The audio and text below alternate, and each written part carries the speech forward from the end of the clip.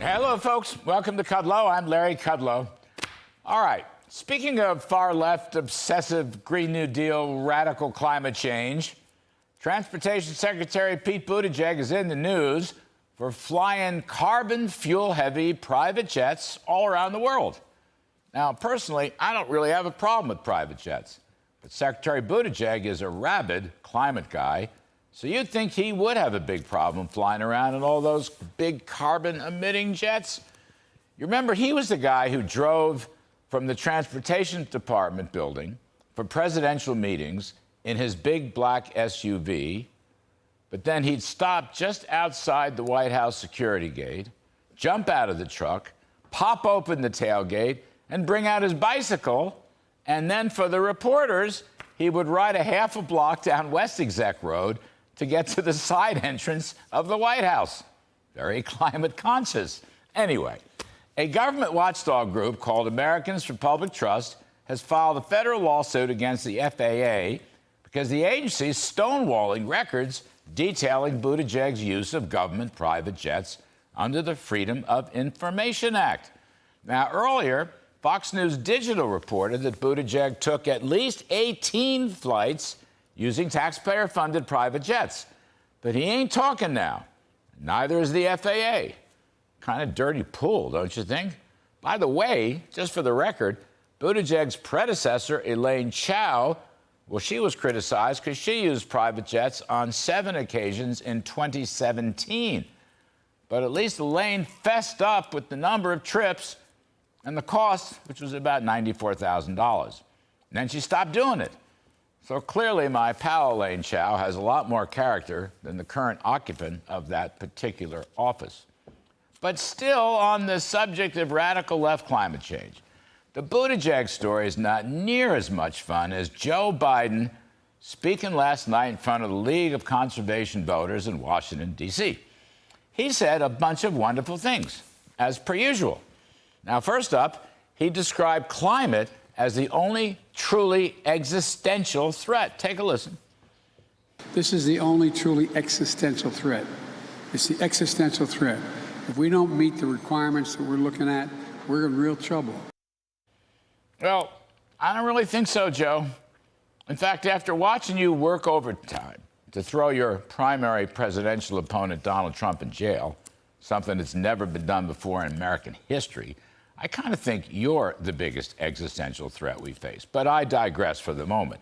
Then, Mr. Biden takes the usual left-wing refrain and blames America for the alleged climate problem. Take a listen. Here's the bottom line. Look, we're the ones that caused the problem. The United States. We cleared all our land. We did all the things to make things more easy for us to make money. Not a bad thing at the time. No one really fully understood. But we, the major emitters in the world, have an obligation to help those countries. Major emitters in the world. This is a total untruth. America is not the cause of alleged climate issues. Actually, America is the solution.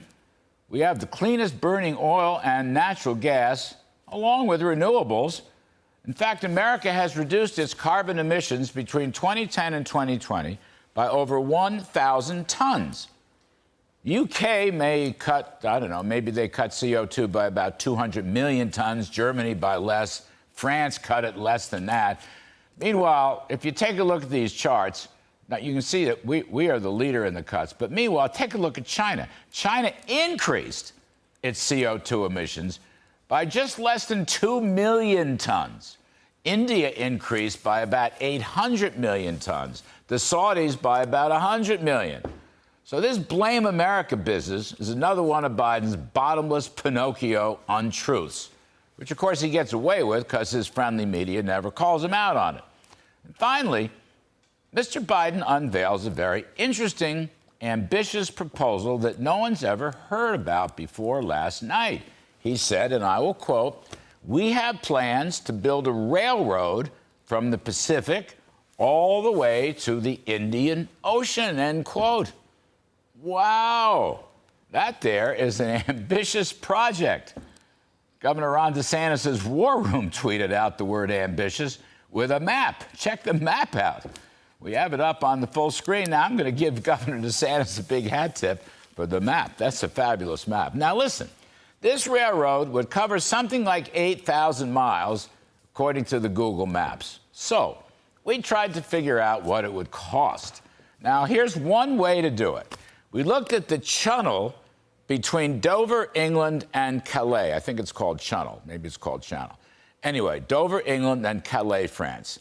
Now, that railroad is 23.5 miles long and apparently cost about $21 billion.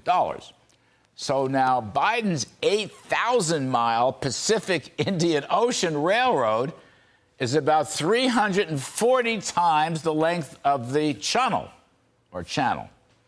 And that would come to something like $7 trillion. Now, this is not the last word on these calculations, okay? Think of it as a first step. You all can do your own math to your own satisfaction.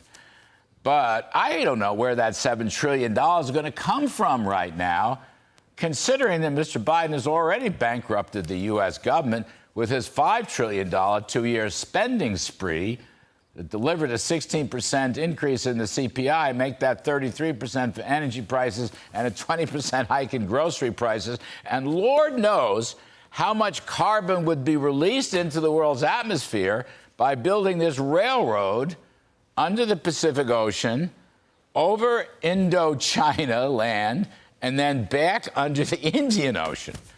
It kind of boggles the mind, just the mere thought of it. So I kind of figured Joe Biden himself is really the existential threat. Just saying. Just saying.